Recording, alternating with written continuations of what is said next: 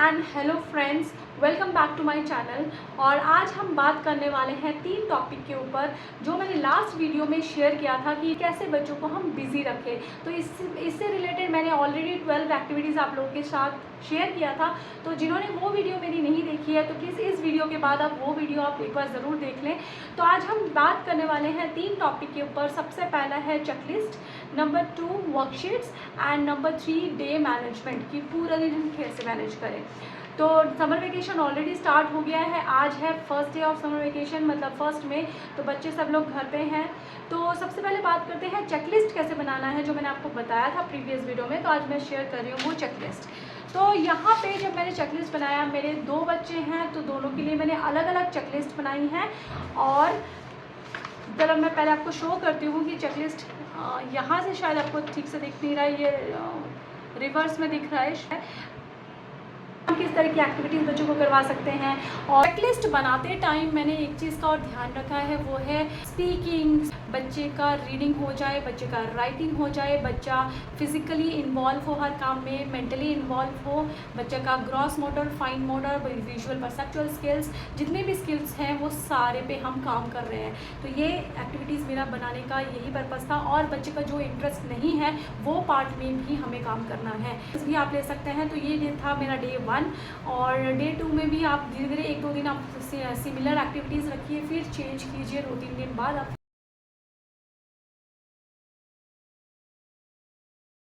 Summer vacation में ये सारी एक्टिविटीज़ बच्चे से करानी है पूरे दिन में। और जैसे जैसे बच्चा करता जाएगा वो बच्चा इस पर टिक करता जाएगा।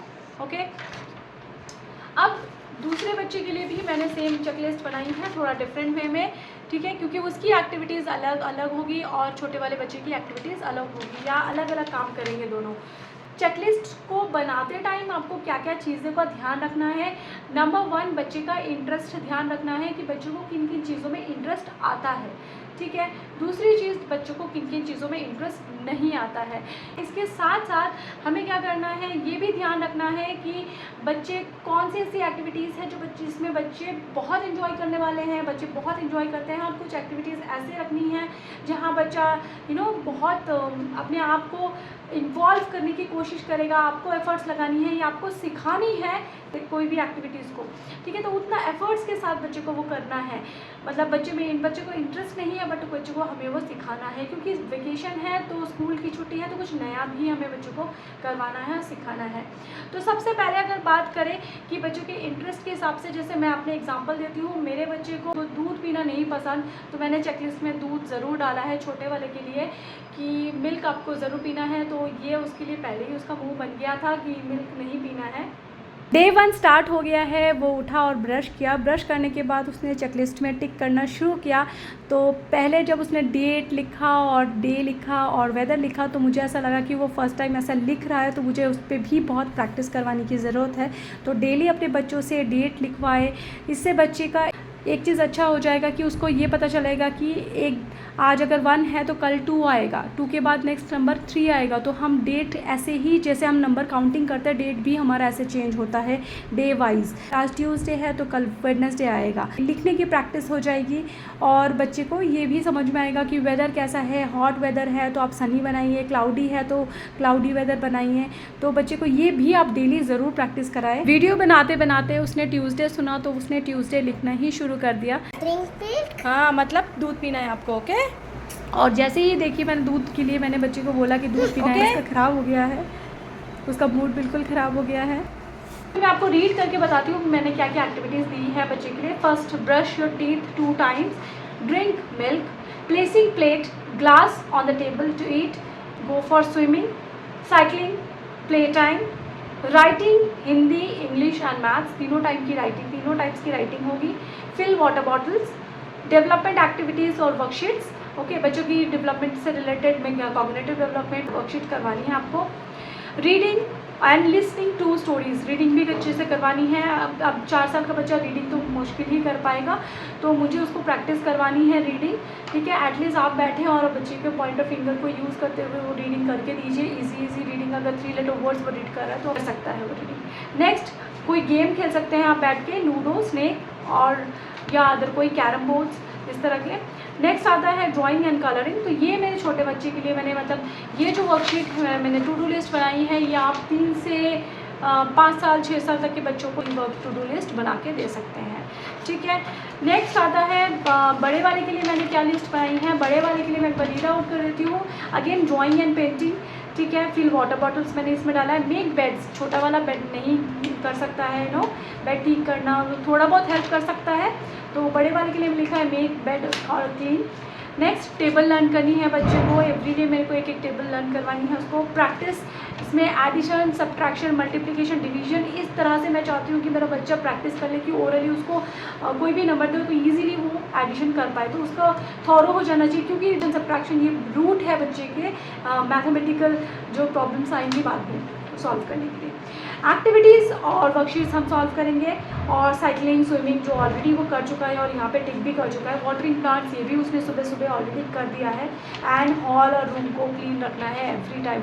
बच्चे बहुत गंदा करते हैं, घर पे रहते हैं तो ठीक है, अपना सामान ज़्यादा घर पे फैला के रखते हैं, एक जगह पे चीज़ें नहीं रखते हैं, तो उनको बोलिए इमीडिएट आपको ये उठा के रखना है।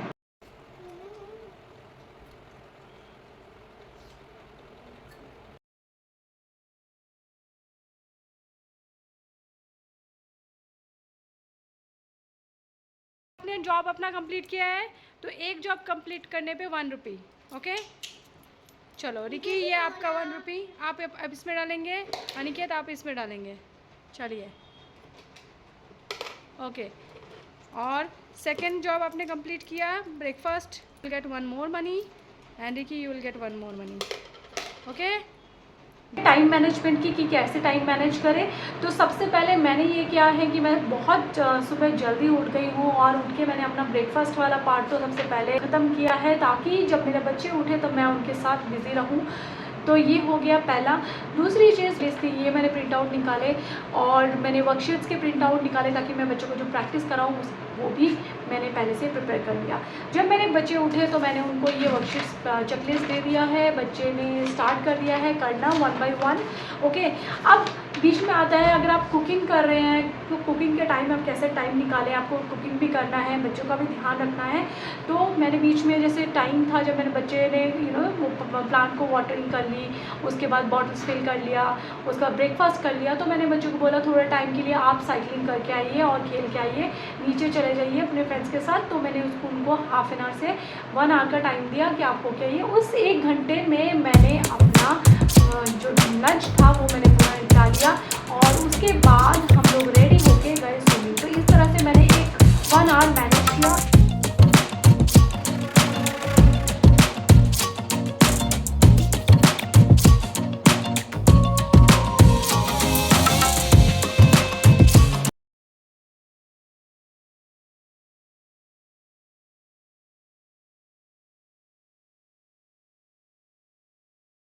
और अभी नून टाइम है। अब मैं जो वीडियो बना रही हूँ इस टाइम पे मेरे बच्चे, अभी मैंने उनको 2 स्टोरीज़ टीवी पे लगा के दिया है।